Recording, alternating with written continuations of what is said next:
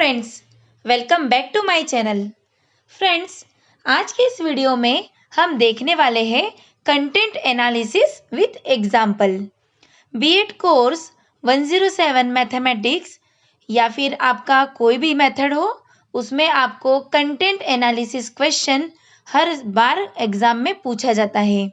मैंने इस वीडियो में प्रॉपर आंसर आपको बताया है, एग्जाम्पल दिया है कंटेंट को लेकर। आप इसके अनुसार आपके सब्जेक्ट के लिए भी प्रिपेयर कर सकते हैं। वीडियो जैसा आप स्क्रीन पर देख सकते हैं, मेरे पास मैथमेटिक्स पेपर है, 107 का पेपर है, बीएड एग्जामिनेशन अप्रैल 2016 में।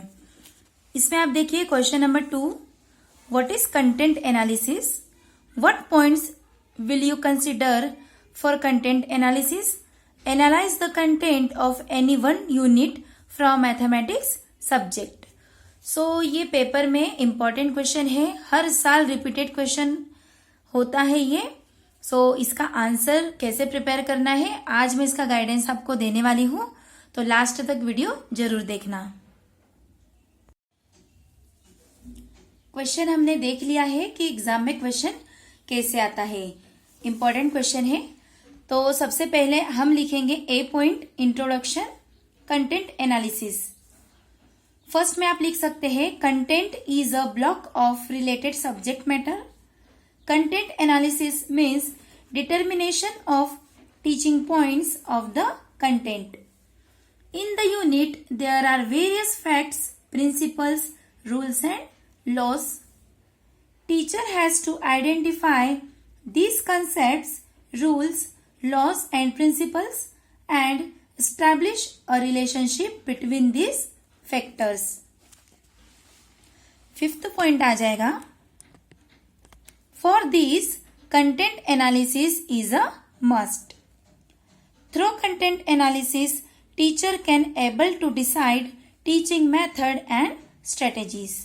फ्रेंड्स, ये आप इंट्रोडक्शन में लिख सकते हैं। इन शॉर्ट में मैं आपको बताती हूँ कंटेंट एनालिसिस मतलब क्या होता है। कोई भी कंटेंट होता है, सपोज मैथ्स का कोई यूनिट है, तो उस यूनिट का हम सब कुछ एनालिसिस करेंगे। लाइक यूनिट, सब यूनिट, कौन से फॉर्मूलेज दिए हैं, लैंग्वेज कैसी है, ये सब देखना हमारा हो गया कंटेंट को एनालिसिस करना। बी पॉइंट में हमने डाला है जो क्वेश्चन में पूछा था, points to consider for content analysis. अभी हमें पॉइंट्स लिखने हैं कंटेंट एनालिसिस के। छोटा सा डायग्राम मैंने ट्राई किया है यहाँ पर, आप भी ऐसे ही ट्राई कर सकते हैं। इसमें फर्स्ट आ जाएगा unit, objectives, method and strategies, learning experiences, evaluation tool, language, diagram, laws, फॉर्मूले, moral values and core element. तो ये सारे जो पॉइंट मैंने लिखे हैं, ये सारे हमें इंपॉर्टेंट है किसी भी कंटेंट को एनालिसिस करने के लिए, कि एक्चुअल में उस कंटेंट में, उस यूनिट में क्या क्या दिया है, यूनिट, ऑब्जेक्टिव्स क्या क्या है, मेथड कौन सी यूज कर सकते हैं हम लोग पढ़ाने के टाइम, लर्निंग एक्सपीरियंस कौन से सुटेबल है, इवैल्यूएशन के कौन कौन से टूल्स हम दे सकते हैं, लैंग्वेज कैसी है, डायग्राम दिया है, फॉर्मूले, लॉज कौन से अप्लाई किए हैं, मॉरल वैल्यूज कौन सी डेवलप कर सकते हैं, and core elements.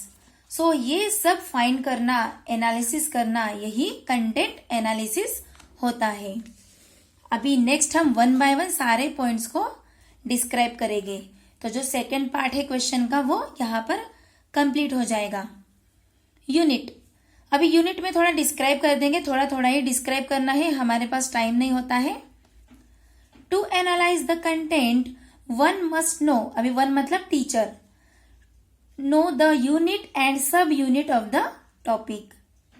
Objectives, to analyse the content one must understand the objectives to be drawn from the content at the end of the teaching content. इसी का थर्ड पॉइंट आएगा method and strategies. Using content analysis one can get ideas about method and teaching strategies to be used to teach the content. Learning experiences. Content analysis help to decide the learning experiences, direct or indirect, through which the learning will be done. Fifth point है हमारे पास evaluation tool. Content analysis help to frame evaluation tool and techniques. Language. Content analysis can be done with analyzing language, also like how clear and simple language is used to explain the content. Diagram, laws and formulae. Analysis of content is also depend upon the diagram, laws or formulae proved to solve and understand the examples. 8 last point है moral values and core element. While analyzing the content, the moral values and core element which can be taught through this point is also analyzed. तो इस प्रकार हम सारे points को explain करेंगे. इससे हमारा बी पार्ट कंप्लीट होता है. अभी क्वेश्चन का मोस्ट इंपॉर्टेंट पार्ट होता है थर्ड पार्ट, जो होता है एप्लीकेशन बेस. एग्जाम्पल के थ्रू हमें एक्सप्लेन करना है. कुछ जैसा क्वेश्चन में लिखा ही है, analyse the content of any one unit from mathematics subject. So हम यहाँ पर मैथमेटिक्स सब्जेक्ट के किसी एक यूनिट के लिए कंटेंट एनालिसिस प्रिपेयर करेंगे. आप सभी आपने जो भी इंटर्नशिप में आपने लेसन लिया होगा मैथ्स में या फिर लेसन प्लान बनाया होगा, आप वो भी टॉपिक यहाँ पर सिलेक्ट कर सकते हैं. मैंने मेरी इंटर्नशिप में फ्रैक्शन क्लास 6 स्टैंडर्ड को पढ़ाया था, तो वैसे मुझे क्लास और यूनिट याद हो गया है, तो मैंने उसी पर मेरा कंटेंट एनालिसिस का आंसर इस प्रकार प्रिपेयर किया था. तो आप भी ऐसे ही अपना टॉपिक चूज कर सकते हैं. सो कैसे लिखना है देखेंगे. Content analysis for subject mathematics. Unit का नाम लिखना है. मैंने क्लास भी लिखा है, आप भी क्लास यहाँ पर लिख सकते हैं, इंप्रेशन अच्छा पड़ता है. सो पॉइंट्स एंड कंटेंट एनालिसिस, ऐसे 2 कॉलम हम लोग प्रिपेयर कर लेंगे. फर्स्ट में हम रखेंगे पॉइंट्स, सेकेंड में रखेंगे कंटेंट एनालिसिस. यहाँ पर अभी एग्जाम्पल के थ्रू देना है. तो मैंने मेरी यूनिट में जो मैं कौन सी यूनिट सिलेक्ट की है, फ्रैक्शन वाली. Serial number 1 means unit. जो पॉइंट्स हमने प्रीवियसली एक्सप्लेन किए थे उन्हीं पॉइंट्स को यहाँ पर लिखना है. सो यूनिट मेरी है फ्रैक्शन. फ्रैक्शन के बाद सेकेंड सब पॉइंट हो जाएगा सब यूनिट. अभी सब यूनिट, मेरे यूनिट में क्या क्या सब यूनिट्स थी. सो जो रेड पॉइंट में हाईलाइट किया जाता है मैं आपको दिखाती हूं. अभी आप देख सकते हैं, ये मेरे क्लास 6 की बुक थी जो मेरे पास रखी हुई है अभी तक. सो यहाँ पर ये हो गया हमारा यूनिट नेम. सब यूनिट ये हो गया जो यहाँ पर पिंक कलर में हाईलाइट किया है. आपकी बुक में मे बी अदर कलर हो, अगर आप क्लास 8 या 9 का कंटेंट सिलेक्ट करते हो तो. सो ये जो पिंक कलर में हाईलाइटेड है यही हमारा होता है सब यूनिट. यहां पर मेरा ये सब यूनिट हो गया. आगे इसी में जो सेकंड नंबर पे हाईलाइटेड है ये मेरा अगला सब यूनिट हो जाएगा. थर्ड में देखेंगे आप, एडिशन एंड सब्ट्रैक्शन यहां पर दिया है, ये मेरा थर्ड वाला सब यूनिट हो जाएगा. देख सकते हैं आप, शोविंग फ्रैक्शंस और नंबर लाइन, ये भी मेरा सब यूनिट ही है. मल्टीप्लीकेशन ऑफ फ्रैक्शंस, ये सारा मैंने बुक में से ही सब यूनिट निकाला था. Reciprocal of multiplicative inverses, division of fraction. तो फ्रेंड्स ये होता है यूनिट का सब यूनिट फाइंड करना. तो मैंने वही सारे सब यूनिट्स यहां पर पॉइंट्स में लिख दिए हैं. आप भी अपने यूनिट जो आप चूज कर रहे हैं ऐसे सब यूनिट फाइंड कीजिए एंड ऐसे एक आप आंसर रफली प्रिपेयर कीजिए जो आपको आंसर लिखने में इजी हो जाएगा एग्जाम में। थर्ड पॉइंट पे हम देखेंगे ऑब्जेक्टिव्स। अभी फ्रेंड्स ऑब्जेक्टिव्स कैसे फाइंड करना है ये भी मैं आपको यहां पर बताऊंगी। तो ये जो बुक में जो स्टार्टिंग के पेजेस होते हैं यहाँ पर मैं आपको बताती हूँ आप कैसे देखेंगे। जैसे ये मेरी बुक है तो इसके जो स्टार्टिंग के पेजेस हैं ये हम यहाँ पर फाइंड करेंगे। यहाँ पर हमारा आ गया एरिया फ्रैक्शंस, ये मेरी यूनिट है, मेरा टॉपिक है ये। तो यहाँ पर दिया है operations on fractions students are able to, हमें कहाँ से लिखना है, टू से। तो ये है मेरे ऑब्जेक्टिव्स हो जाएंगे कंटेंट एनालिसिस के।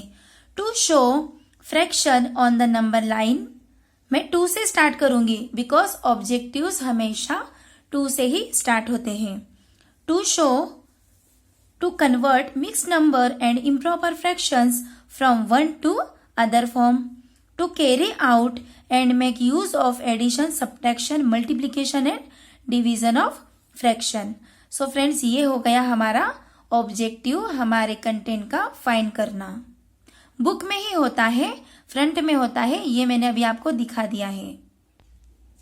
वही सारे ऑब्जेक्टिव मैंने यहां लिखे हैं, देखिए आप। To show fractions, to convert mix number into improper, to carry out, make use of addition. So देख सकते हैं मैंने टू लगाकर सारा वही का वही लिखा है। फोर्थ पॉइंट रहेगा हमारा लैंग्वेज। लेसन में कौन सी लैंग्वेज कैसे यूज की है वही लिखना है। Normally simple and easy language ही यूज की जाती है, तो आप लिख देंगे content of fractions are explained in easy and simple language. Fifth है हमारा method and teaching strategies. Method and teaching strategies, direct method, indirect method दोनों भी अप्लाई होती है। लर्निंग एक्सपीरियंस, अभी लर्निंग एक्सपीरियंस कैसे देंगे हम स्टूडेंट्स को वो लिखा है। Indirect learning experience will be followed to teach addition, subtraction, multiplication and division of fraction. Law and फॉर्मूले, different laws are stated to solve problem related to fraction. अगला पॉइंट है हमारा मोरल वैल्यूज। साइंटिफिक वैल्यू यहाँ पर develop होती है बच्चों में, तो मैंने वही लिख दिया है। कोर एलिमेंट, कोर एलिमेंट क्या क्या कौन से पॉइंट आते हैं, उसमें एक्यूरेसी होती है, नीटनेस होता है, तो मैंने वो दोनों पॉइंट यहाँ पर लिख दिए हैं। इवैल्यूएशन, इवैल्यूएशन मतलब लेसन में यूनिट में कौन से क्वेश्चंस अवेलेबल हैं। तो यहाँ पर थे एड के लिए ये क्वेश्चन था, आप लोग मन से भी कोई भी क्वेश्चन डाल सकते हैं, लेकिन आपका जो ये पॉइंट है या एडिशन है, मल्टीप्लीकेशन है, वहां पर सॉल्विंग प्रॉब्लम है, तो वो आप वहां पर टॉपिक आपके अनुसार लिखेंगे। मेरे इसमें एडिशन था तो मैंने ऐड करके एक प्रॉब्लम यहाँ पर दिखा दिया है। Convert into improper function fraction का मैंने एक एग्जाम्पल यहाँ पर सॉल्व करने के लिए डाल दिया है। सो इवैल्यूएशन में ओवरऑल क्या रहेगा, जो हमारी प्रैक्टिस सेट होते हैं उसमें से हम कोई भी एक क्वेश्चन लिख सकते हैं। लास्ट में कंक्लूजन के ऊपर ही अपना आंसर एंड करना है। कंक्लूजन में आप 2 पॉइंट लिखिए, 3 लिखिए, 4 लिखिए, आपके ऊपर डिपेंड है। मैंने पहले सोचा था 1 2 3 4 करके बता दूंगी आपको, आप लिख लीजिए, बट ये भी मैंने आपको थोड़ा सा गाइड किया है कि आप कैसे लिख सकते हैं। तो फ्रेंड्स ये प्रॉपर तरीका है एग्जाम्पल को लिखने का, किसी भी कंटेंट एनालिसिस को। एग्जाम में 100% आता ही है। रफली आप अपने यूनिट के लिए, क्लास के लिए प्रिपेयर कर लीजिए। 1-2 बार प्रैक्टिस करेंगे और अगर आपने वो लेसन क्लास में पढ़ाया है इंटर्नशिप में तो वो आपको याद भी रहेगा। थोड़ा बहुत ऐसा डिस्क्रिप्शन आप प्रिपेयर कर लीजिए। बहुत इजी तरीका मैंने यहाँ पर शेयर किया है, आप भी इसे अप्लाई कर सकते हैं। यहाँ पर पूरे 10 पॉइंट्स होना चाहिए, ये ध्यान में रखिएगा। ये पॉइंट सारे सेम रहेंगे, सिर्फ डिस्क्रिप्शन आपके यूनिट के अनुसार बदल जाएगा। तो फ्रेंड्स ये है मेरा तरीका आंसर लिखने का। अगर आपको मेरा तरीका पसंद आता है तो प्लीज लाइक कीजिए, वीडियोस को सब्सक्राइब कीजिए, और आपको ये अगर हेल्पफुल होता है एग्जाम के लिए, गाइडेंस मिलता है आपको, सो आप कमेंट कर सकते हैं in comment box. And thanks for watching my videos. Bye bye.